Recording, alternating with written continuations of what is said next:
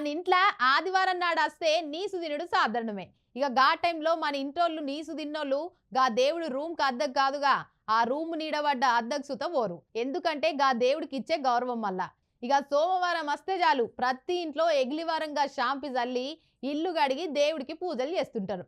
మరి దేవుళ్ళంటే గంత నిష్ఠత ఉంటది. మళ్ళా కేవలం ఫోటోలున్న ఇంట్లోనే ఇలాగుంటే మరి కోట్ల మంది నమ్ముకొని ఆరాధించే దేవుడద్దా చికెన్ గాని మటన్ గాని కనిపిస్తే ఎట్లుంటది? చిచిచి, ఇదేం దిక్కుమాలిన బుద్ధి!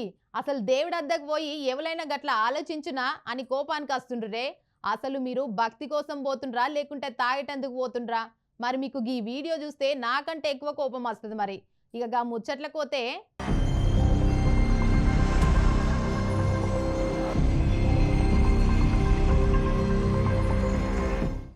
శ్రీశైలము గీ క్షేత్ర గురించి తెలియనోళ్ళు, గా శివయ్యను దర్శించుకోనోళ్ళు ఎవరుండరు అనుకోర్రి.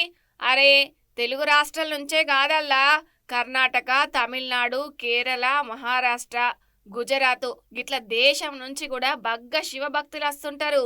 ఇక మొన్న శనివారం నాడైతే గతంలో ఎప్పుడూ లేని విధంగా ఉత్తరాది వాసులు పెద్ద సంఖ్యలో శ్రీశైలంకు తరలి వచ్చిరు. మళ్ళా మరి గట్లాంటి పవిత్రమైన ప్రాంతంలో కొందరు కేటుగాళ్ళైతే మాంసం అమ్ముతున్నారల్లా.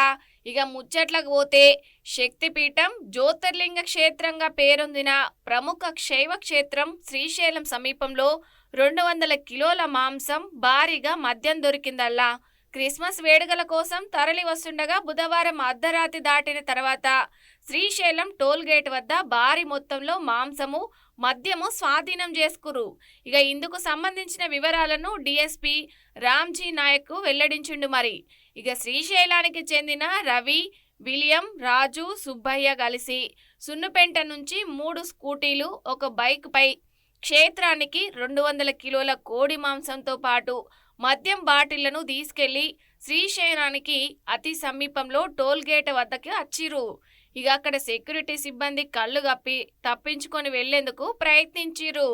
ఇక అలా మొహం చూస్తే ఎందుకు అనుమానం వచ్చింది. మరి ఇక ఇంకేముంది, వాళ్ళు బండ్లను తనిఖీలు చేస్తే అసలు ముచ్చట బయటపడింది. బగ్గ కోడి మాంసం దొరికింది పోరి. ఇక మాంసంతో పాటు మందు బాటిల్ సుత ఉన్నాయి. ఇక వాటిని స్వాధీనం చేసుకొని సిఎస్ఓ శ్రీనివాసరావు నలుగురిని పోలీసులకు అప్పగించిండు. వన్యమృగాలు వచ్చే అవకాశం ఉండడంతో పోలీసుల సమక్షంలో సెక్యూరిటీ సిబ్బంది టోల్ గేట్కు దూరంగా మాంసాన్ని పూడ్చిపెట్టిరు. అదేవిధంగా మద్యం బాటిళ్లను ధ్వంసం చేసిరు. క్షేత్ర వైభవానికి, భక్తుల మనోభావాలకు భంగం కలిగించేలా ఎవరు పాల్పడవద్దని డిఎస్పీ రామాంజీ నాయక్ అట్లనే సిఎస్ఓ శ్రీనివాసులు కోరిరు. నిబంధనలు అతిక్రమించిన వారిపై దేవాదాయ శాఖ తరపున కఠిన చర్యలు తీసుకుంటామని హెచ్చరించిరు పోరిగా. ఇక గిట్లా ఆలయ పరిసరాల్లో మద్యము, మాంసము నిషేధిస్తూ కఠిన చర్యలు తీసుకుంటున్నా ఏదో విధంగా సారా, మద్యం బాటిళ్లు, ఇతర మత్తు పదార్థాలు భారీగా పట్టుబడుతున్నాయని సిఎస్ఓ శ్రీనివాస్ అయితే చెప్పుకొచ్చిండు.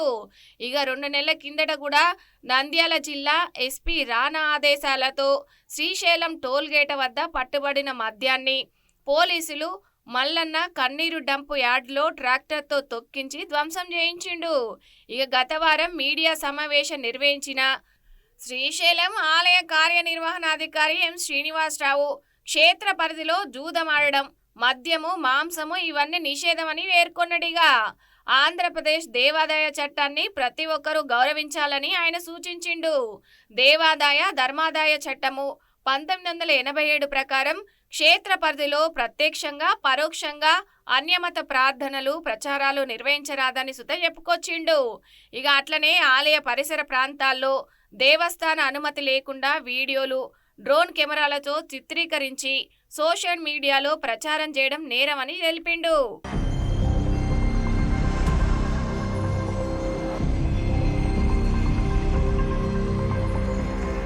దేవస్థాన నియమాలను భక్తులు పాటిస్తూ సహకరించాలని స్పష్టం చేసిండు.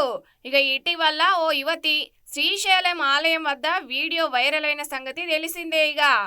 ఇక గిట్లా పవిత్ర కొండపైన గిట్లాంటి పనుల వల్ల ఆలయానికే మాయని మచ్చని తీసుకొస్తుర్రు కొందరు కేటుగాళ్ళు.